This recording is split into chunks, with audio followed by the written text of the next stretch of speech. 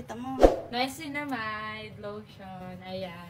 Pag nag-check out kayo nito, may kasama siyang 4 na niacinamide soap. Kaya perfect combo to guys kasi puputi ka talaga kapag ito yung ginamit mo. Yes, yung niacinamide soap nila ngayon na bago ng packaging. Hmm? Oo, bago na.